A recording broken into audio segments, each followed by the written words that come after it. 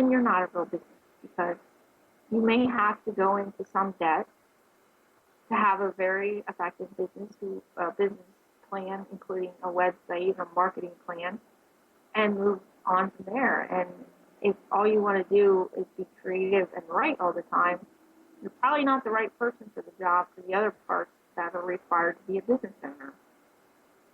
So basically, they have to accept the fact that they're in sales, which I tell a lot of women, they don't like sales, then you don't want to be in business. Not saying that you have to be good at it, but every business sells something, either a service or a product, but that's how you trade money. Absolutely. You have to be a salesperson. You have to be able, the first thing I ask people, I said, what do you do? You tell me what you do. And they're like 20 minutes later, they're still not able to communicate to me what they do.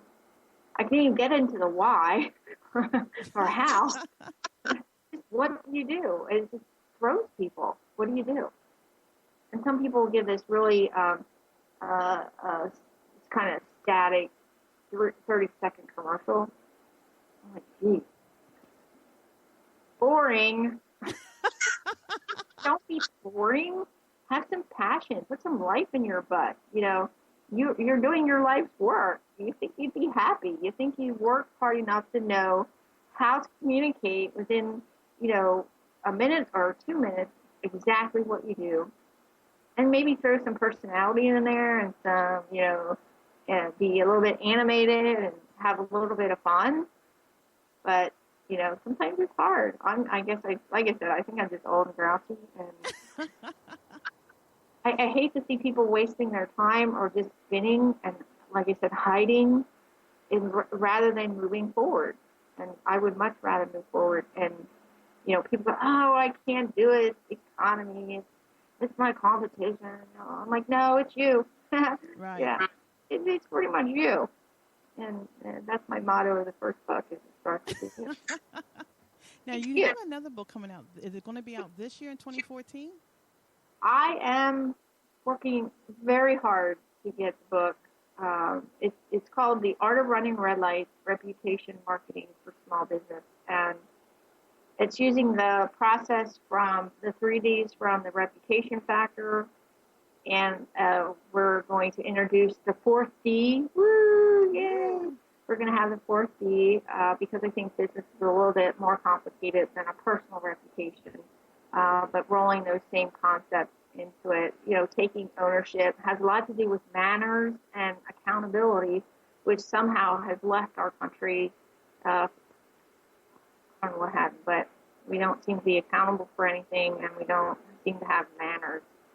I was interviewed, and they said, what do you want people to start doing in 2014 that they aren't in 2013? I said, using their turn signal. Oh, I know. That really frustrates me. There's a reason it's there, people. Why don't you do, you impact everybody around you immediately and possibly deadly if you just don't use your turn signal. So I said, you need to stop twerking, you need to stop doing selfies, and you need to stop wearing pajamas at the grocery store.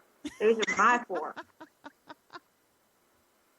Especially if you're going to run a business. I mean, I know that there's people bump into you, and you want to create your persona. Yeah. When I was in mortgages and real estate, that's what people thought about me. And now that I'm doing Launch Over 40, that's what people know that I'm doing and why I'm doing it. And it's important to connect to one thing. I had a friend who, she was a real estate agent. She also sold prepaid legal. She also, and this is all within the same 6 months.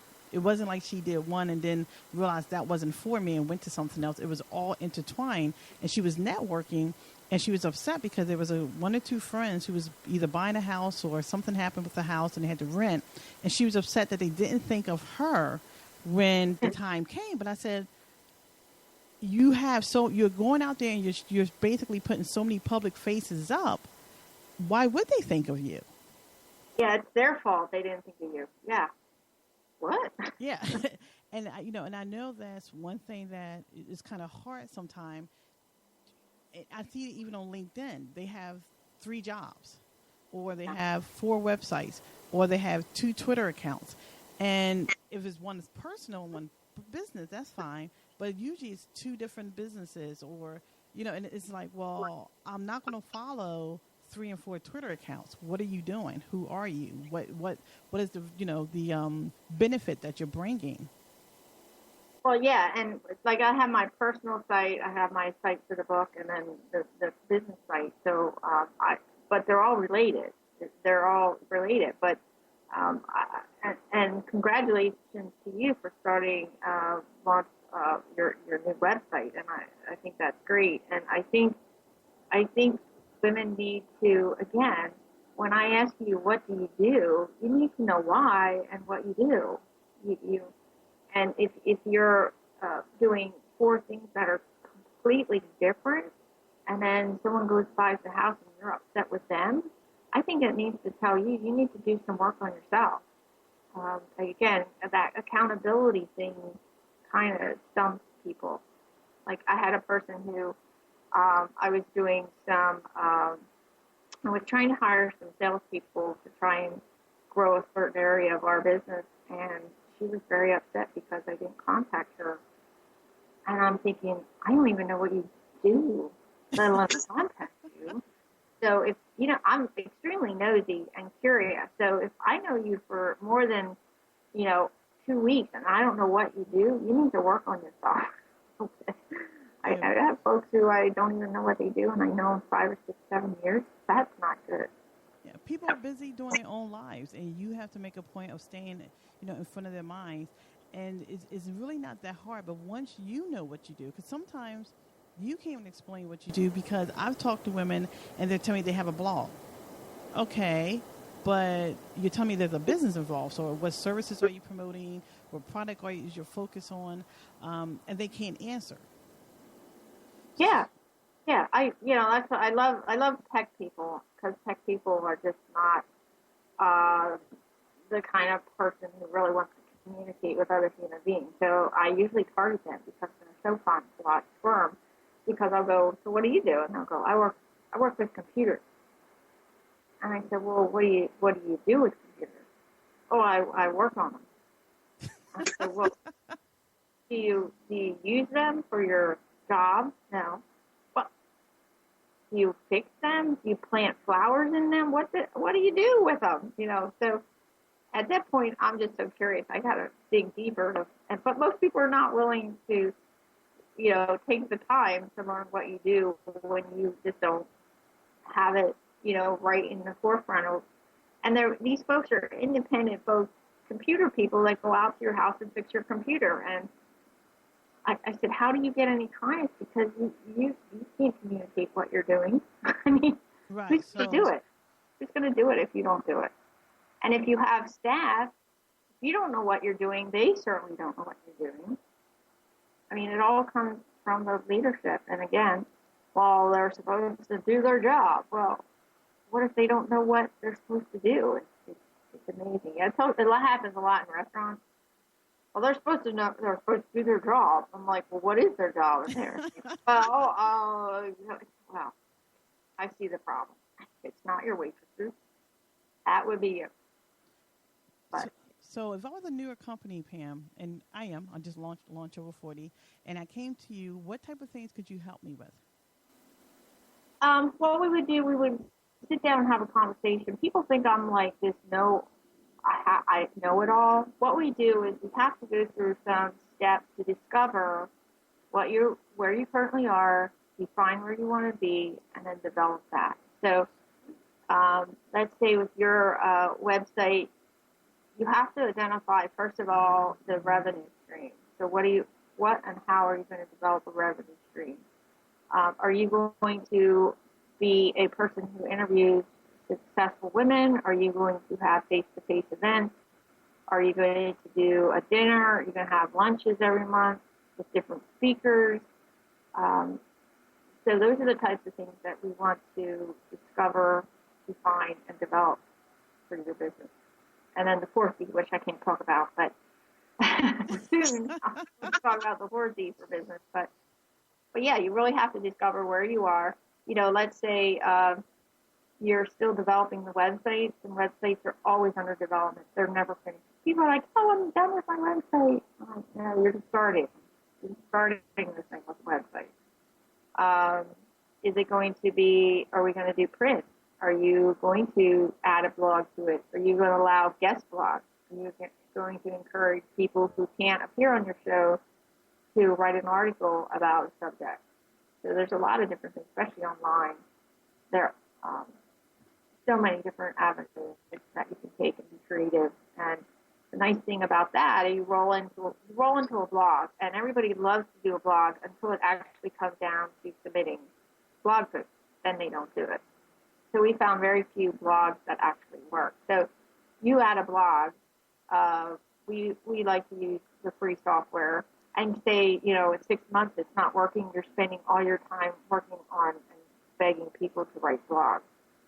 Well, we decide that's not going to work. So you just undo the link.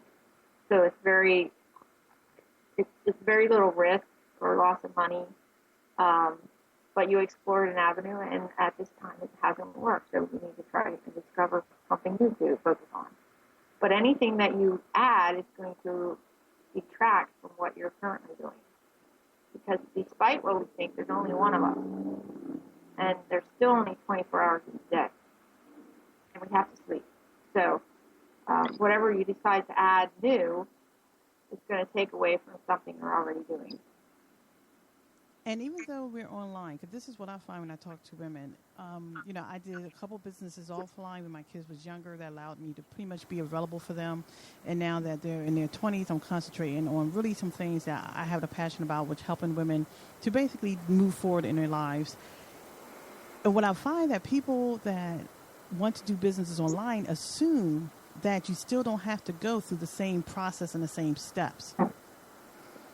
No, wrong. That's not right. It's actually probably a little bit harder online, because anything that you want to create, you have to develop the relationship, the audience, and your customer base. So the idea is, once you have that firmly established, however you do it, whether it be cyber or brick and mortar, I think cyber is a little bit harder because people have so many other choices online. The internet's full of stuff. We have 24/7, 365, more information than one person could ever absorb in their whole entire life or life. So you're competing against a lot of different things because people have short attention span. So they may be looking for something that you do, but then, they found this along the way, and they never actually get it to you. Unlike brick and mortar, when they're in your door, they're in your door. So they're both different. They're both difficult, but they both have to have that, I call them the 5 laws of business, to be successful. And then you really have to be good at what you do. Then you really have to have a good product. So if you would decide to do monthly lunches and have a speaker, lunch and learn, and then you decide, well, maybe we're going to franchise this into different areas, so then you enlist the help of somebody in a different area to have the lunches in their area and bring their network into it. That's how you grow. And go into this area and you create and duplicate what you have as tried and true, or what you're doing now, and grow it into other areas. I think you're fairly new. Wouldn't recommend that at this point, but keep on keeping on at this point. Yeah, that's a good idea, and I've even thought about that when I created Launch Over 40, because I wanted to figure out, did I want to be strictly online, or did I want to branch out offline eventually? And of course, eventually you do, because at the end of the day, online, no matter how personal you try to make it, it's still no real substitute for connecting with women in your area. Yeah, I don't get that hug after we're done. I want the hug. I always shake hands on the way in and hug on the way out. It's hard to do on your computer. It really is. But with Launch Over 40, we had some global people. Matter of fact, I actually had a young lady I was talking to yesterday, but that's from Australia. And she's in her website is Fabulous Financial. And it's funny because when you talk to people, the one thing the internet have allowed is to be more international. And I think for women, we need to understand that it's not a United States